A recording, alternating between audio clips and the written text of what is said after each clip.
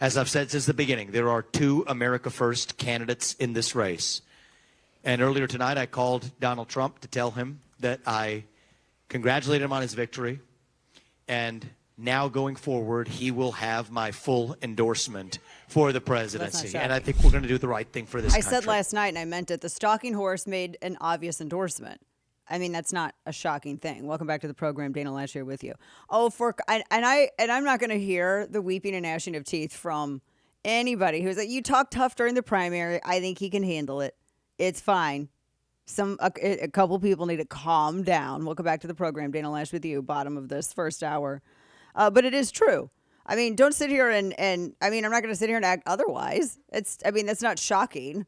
Good heavens. There were people who got madder at me because I said stalking horse makes obvious endorsement than they were from Trump's banning him from the MAGAverse for forever and saying he's not MAGA. Stop.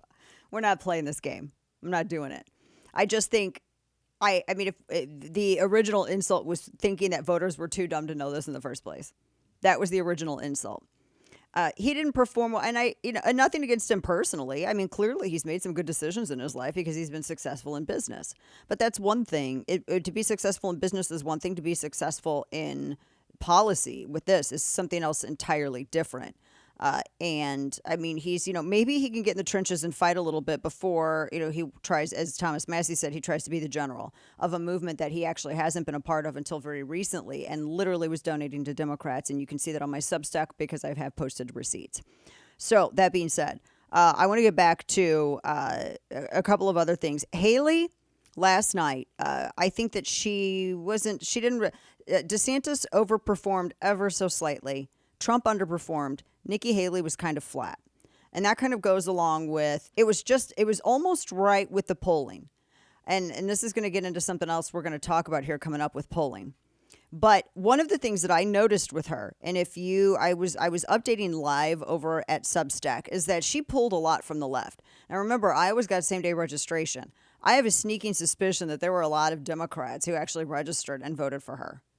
I mean, in fact, I'm not a betting person. I don't gamble, but I totally would gamble on this. Absolutely. I'd put a stack down on that. They absolutely did.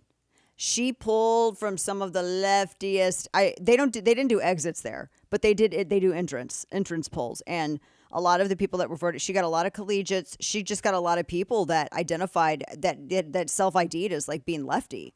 That were very moderate and away from a lot of traditional Republican positions. And she still, technically she was just like barely like a point under, but I don't want to say that she underperformed. I think, it's within the margin of error. So I think she was pretty neutral, but I do think that you can interpret this one or two ways. She pulled a lot of people on the left. I don't think that she is pulling the so-called not Trump vote. I really don't. Because that is I think a false generalization of people who don't think that Trump is conservative enough. And that is a true thing. I mean, you have to realize there were a lot of people that were really upset over immigration. Back in 2018, Trump was pushing Bob Goodlatte's bill, which was an amnesty bill. Trump was arguing to give amnesty to a hell of a lot of illegal immigrants.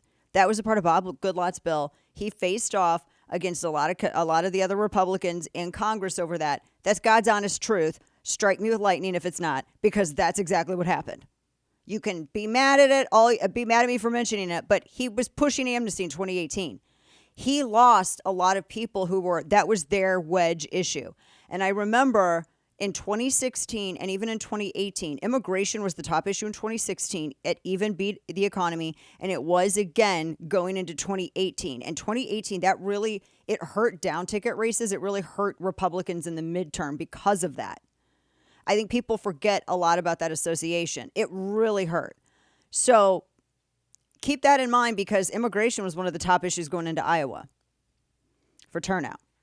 Now, the reason I bring up the Haley aspect of it is because she's not getting those conservative voters. She's pulling from the left.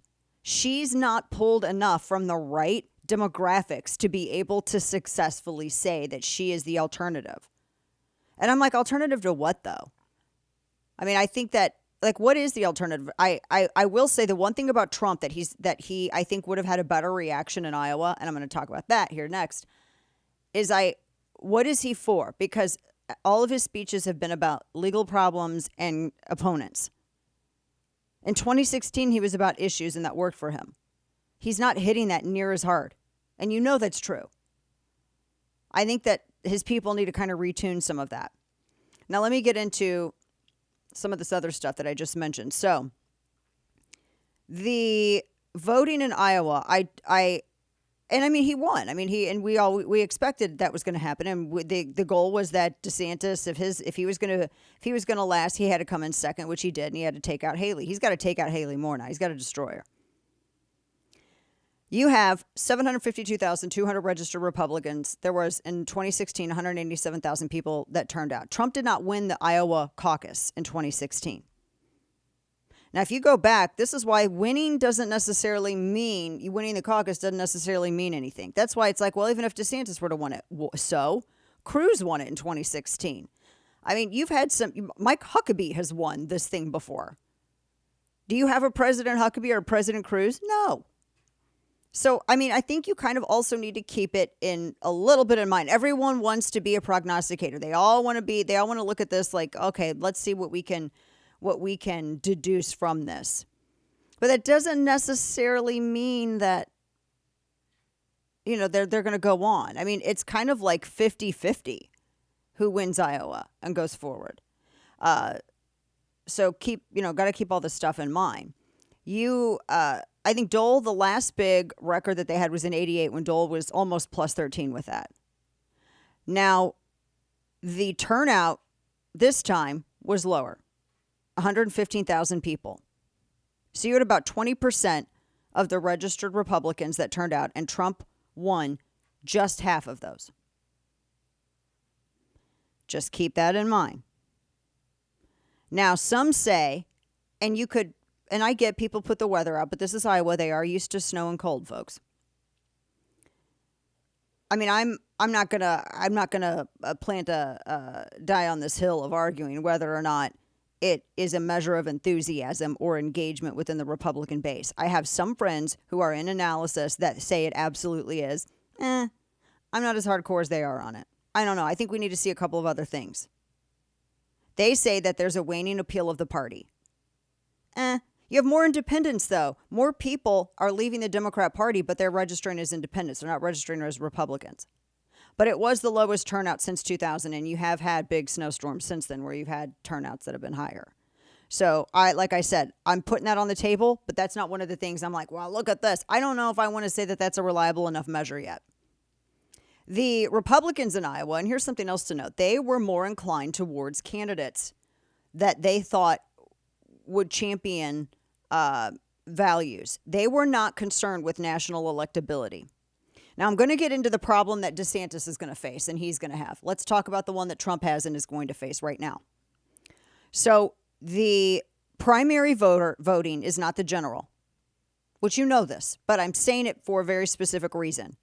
When Iowan Republicans, particularly in entrance polls, when they were going into this, they were looking at values and who championed specific issues. They were not prioritizing national electability. Broad appeal is absolutely crucial. It is tantamount in national elections. Primary, less so. You need to keep that in mind because that's exactly what happened in 2018, 2020, and 2022.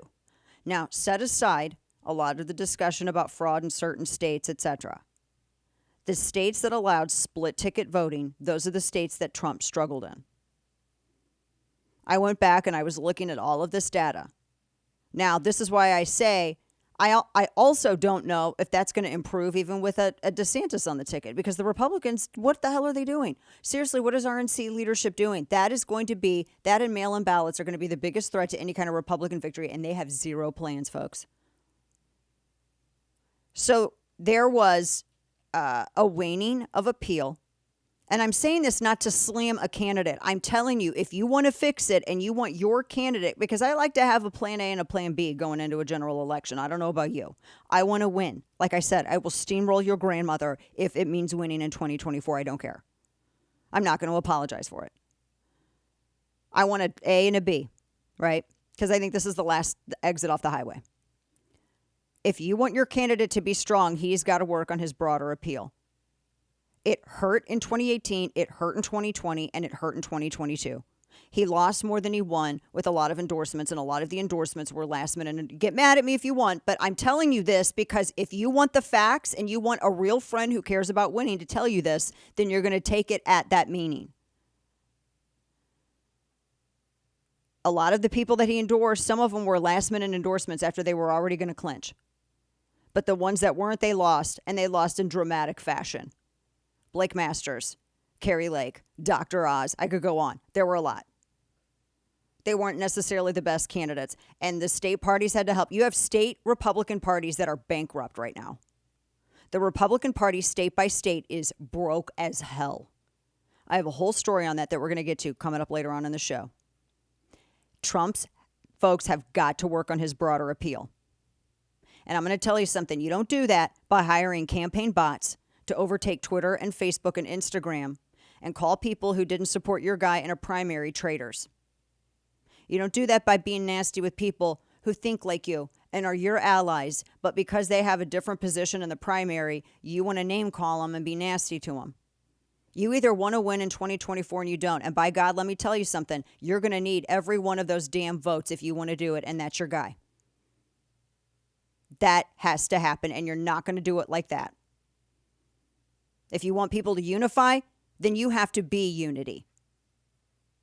But don't expect people to come around when you're throwing vinegar at them. And this goes to everybody. I don't have time for the petty ego fellation. I don't. This is the last exit off the highway.